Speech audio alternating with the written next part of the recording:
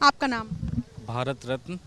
भारत जी, सवाल ये है कि सबसे पहले पीएम पहुंचते हैं भागलपुर और वहां कई योजनाओं का शिलान्यास करते हैं। उसके बाद जेपी नड्डा पहुंचते हैं पटना, राष्ट्रपति पहुंचती हैं। हालांकि जेपी नड्डा के जब पहुंचते हैं मुलाकात हो तो उसके अगले दिन ही कैबिनेट एक्सपेंशन की बात आती है। तो आपको लगता है कि कोई सहमति जो है वो जेडीयू और बीजेपी के बीच हुई है?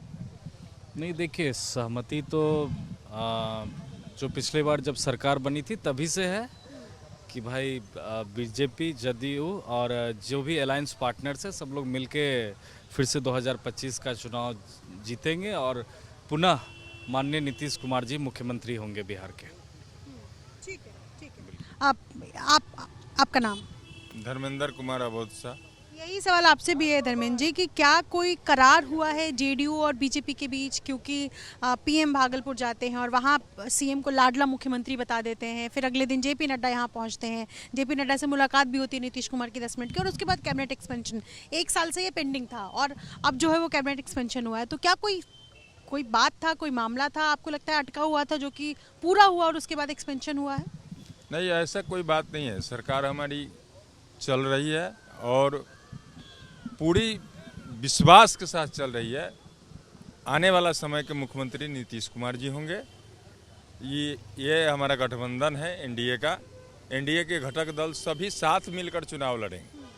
ठीक है। एक सवाल ये भी है कि अभी कुंभ हो रहा है, महाकुंभ। बिहार से भी लोग बड़ी संख्या में वहाँ पहुँच रहे हैं और कुंभ एक सफल आयोजन माना जा रहा है। अब देखिए, कुंभ के बाद बिहार में चुनाव है, पहला चुनाव बिहार में है, इसका क्या फायदा मिलेगा बीजेपी को?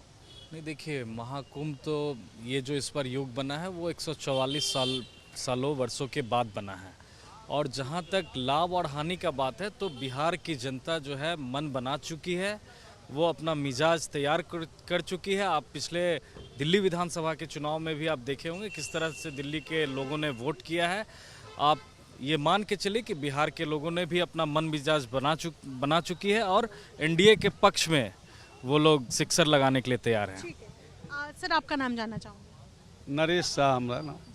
सवाल ये है कि महाकुंभ हुआ, अभी आज जो है वो उसका समापन होने जा रहा है और महाकुंभ के बाद जो अगला चुनाव है किसी राज्य में वो है बिहार। बड़ी संख्या में बिहार से भी लोग महाकुंभ गए हैं और क्या उस आयोजन का फायदा इस बार बिहार में बीजेपी को मिलने जा रहा है? क्या लगता है आपको? देखिए, वो एक धार्मिक कार्यक्रम है। महाकुंभ 144 वर्षों के बाद राम मंदिर भी बना है, महाकुंभ भी हो रहा है। ये तो देखिए सनातन धर्म का एकदम समझ लीजिए कि अभी सनातन धर्म प्रकाष्ठा की ओर आगे बढ़ रहा है और भारत विश्व गुरु की ओर बढ़ रहा है। एक कदम बढ़ा दिया आदरणीय नरेंद्र मोदी जी के नेतृत्व में और योगी जी के नेतृत्व में जो काम हो रहा है, जो चाहे राम मंदिर हो चाहे महाकुंभ हो, जो वहाँ व्यवस्था है। आज 60 करोड़ से ऊपर लोगों ने स्नान करने का काम किया है। ये एक बहुत बड़ा काम मैंने है। कुंभ का फायदा मिलेगा बीजेपी को? सवाल यही है। देखिए, अब सनातन से जुड़ा लोग हैं और सनातन धर्म जगह है और हिंदुत्व जगह है, तो ये तो जब ये जो सनातन जो है राष्ट्रवाद है, राष्ट्रवाद और सनातन दोनों एक दूसरे के पूरक हैं और भारतीय जनता पार्टी राष्ट्रवादी पार्टी है, तो ये तो स्वाभाविक है कि हम लोग को लाभ मिलेगा ही। क्या नाम है सर आपका? मुकेश कुमार नंदन। पहले पीएम पहुंचते हैं, फिर जेपी नड्डा पहुंचते हैं बिहार में और उसके बाद कैबिनेट एक्सपेंशन होता है। क्या कोई लंबे समय से कोई बातचीत रह गई थी जो पूरी हो गई और उसके बाद नीतीश कुमार ने हरी झंडी दी और कैबिनेट एक्सपेंशन हुआ? देखिए, भारतीय जनता पार्टी एक कैडर बेस्ड पार्टी है और योजनाबद्ध तरीके से काम करती है। अभी आपने देखा होगा कि लोकसभा चुनाव के बाद कई राज्यों के विधानसभा के चुनाव हुए और उसके परिणाम के स्वरूप जो है बहुत सारी बातें जो है वो मीडिया और आम जनता के सामने आई। अभी दिल्ली का जो चुनाव हुआ वो हमारे लिए एक बड़ा संघर्ष था और निश्चित तौर पर दिल्ली के चुनाव में बिहारियों की एक बहुत बड़ी भूमिका रही, पूर्वांचल के वोटरों की बहुत बड़ी भूमिका रही और निश्चित तौर पर नरेंद्र मोदी जी हम लोगों को वो उपहार देने के लिए आए थे और उस उपहार के अंतर्गत हम लोगों ने अपने बातों को उनके समक्ष रखा कि भाई देखिए, भारतीय जनता पार्टी का कुछ हमारा कोटा जो है वो जो मंत्रिमंडल का कोटा है वो हमारे पास बचा हुआ है और समय है। तो प्रधानमंत्री जी और जेपी नड्डा जी के समक्ष जो बातें रखी गई उसका परिणाम आज आपको देखने को मिल रहा है कि हमारे कोटे के 7 मंत्री जो है आज शपथ ग्रहण लिए हैं। तो क्या इसका ये भी मतलब समझा जाए कि क्या ये क्लियर मैसेज एनडीए ने, बीजेपी ने दे दिया है कि नीतीश कुमार ही एनडीए के सर्वमान्य नेता होंगे बिहार? ये तो बहुत बार बहुत सारे मंचों ऊपर जो है इसका स्पष्टीकरण दिया जा चुका है हमारे प्रमुख नेताओं के द्वारा कि हम लोग एनडीए के नेता जो है बिहार में, हम बिहार की बात करें, बिहार में एनडीए के नेता नीतीश कुमार हैं और नीतीश कुमार के नेतृत्व में हमने सफलतापूर्वक 20 साल का शासन दिया है और आगे भी जो है हम उन्हीं के नेतृत्व में 2025 का विधानसभा चुनाव लड़ने जा रहे हैं। ठीक है, एक सवाल आपसे भी लेना चाहूँगी। कैबिनेट एक्सपेंशन 1 साल से फंसा हुआ था, क्या लगता है कि अचानक पीएम पहुंचते हैं, नड्डा पहुंचते हैं और उसके बाद हरी झंडी मिल जाती है, ये क्या वजह रही होंगी?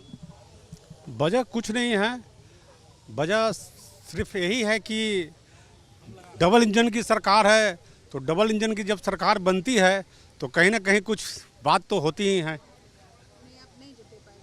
ठीक है, दूसरा सवाल ले लीजिए आप। महाकुंभ चल रहा है, बिहार से बड़ी संख्या में लोग पहुंच गए हैं प्रयागराज।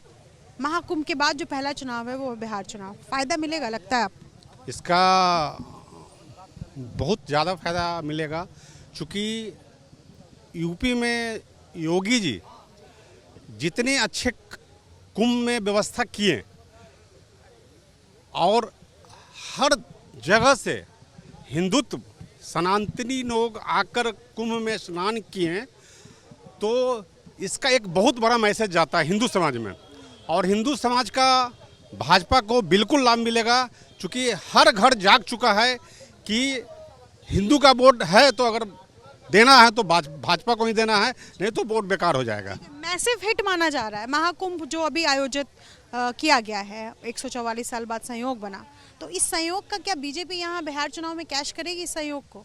महाकुंभ हुआ, हमने सफल आयोजन करवाया। महाकुंभ अपने जगह पर है और बिहार का जो विस्तारीकरण हुआ है यह अपने जगह पर है। नहीं, विस्तारीकरण के अलावा बिहार चुनाव 2025 में, बिहार चुनाव 2025 में है, अक्टूबर नवंबर में है, और बिहार में सड़क की भरमार है, नहरों की जाल है, ये नीतीश कुमार का कमाल है। महाकुंभ का फायदा बीजेपी को मिलेगा 2025 बिहार चुनाव में, इतना सा सवाल है। सनातनी लोग जो हैं इस बार एनडीए के साथ फायदा मिलेगा।